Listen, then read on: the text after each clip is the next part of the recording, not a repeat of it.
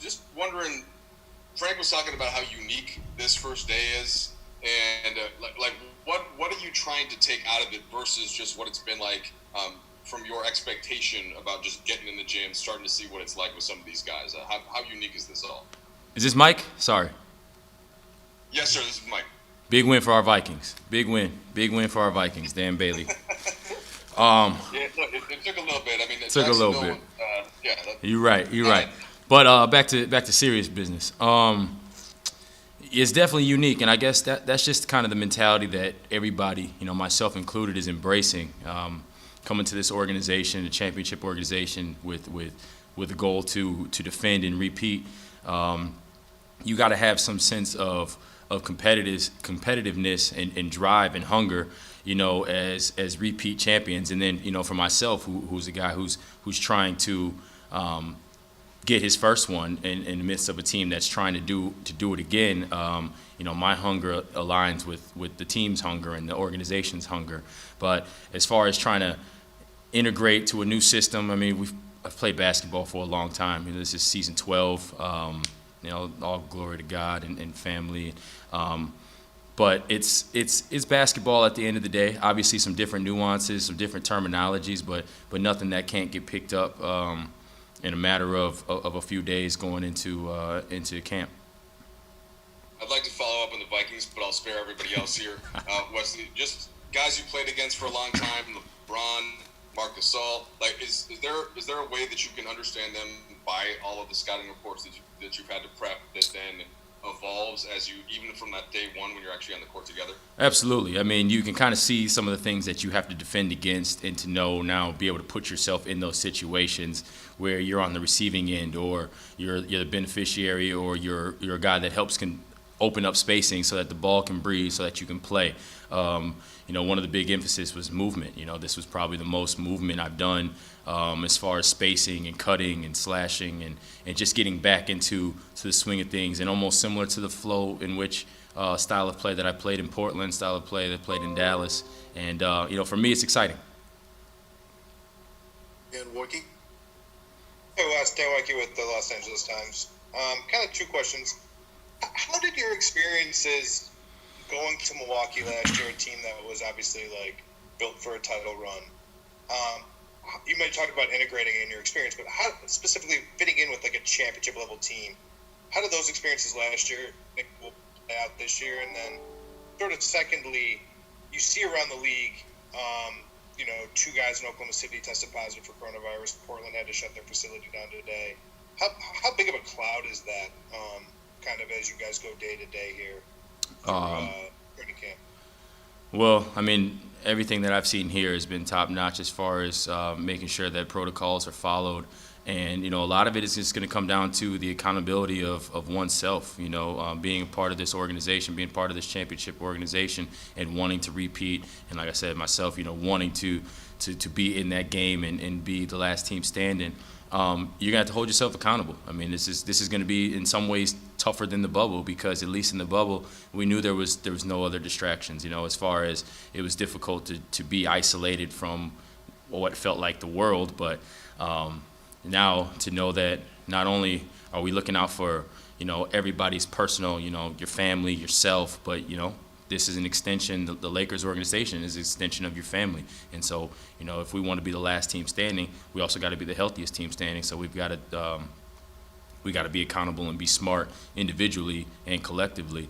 And then as far as the transition from the Milwaukee to here, obviously, I mean, the difference is this group of guys has won the championship as opposed to Milwaukee, where we were trying to get our first.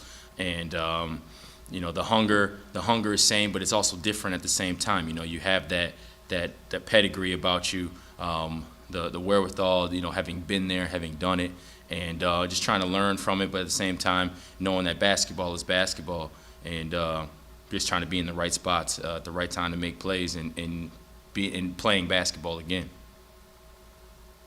Dave?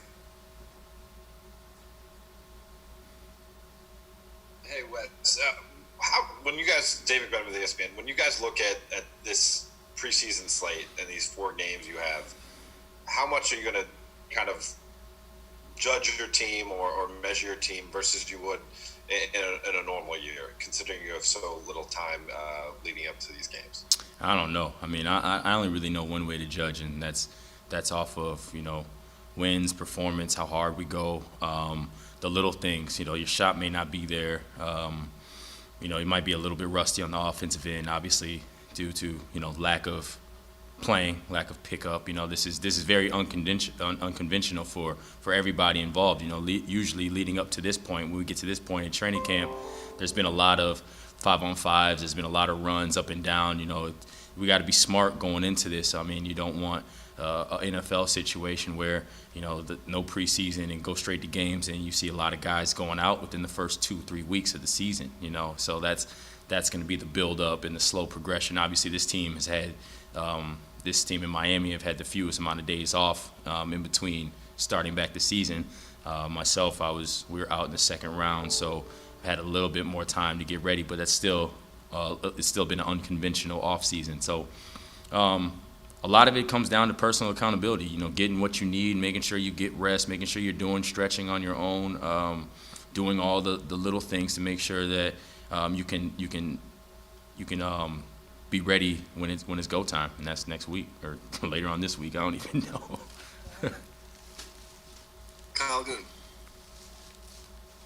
Hey Wes, full day for you with the practice and watching Kirk Cousins in one day. That's a lot of work. I didn't get to watch Kirk, so I didn't get to watch that. So there was one stress that was gone. It's kind of your questions here. One, we talked with a bunch of guys who are returning who have said, their normal off seasons, obviously everything being so compressed, they haven't gotten a lot of training in. As somebody who's had a little more time than the returners, how much of your regular off season were you able to squeeze in? And just as a follow up, on a first day of training camp, Frank said that most of the guys were there, but not all.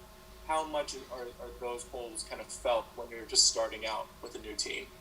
Well, for me, everything is new. So I didn't really have a gauge on who was, who wasn't. I mean, I know we got some guys that are coming back.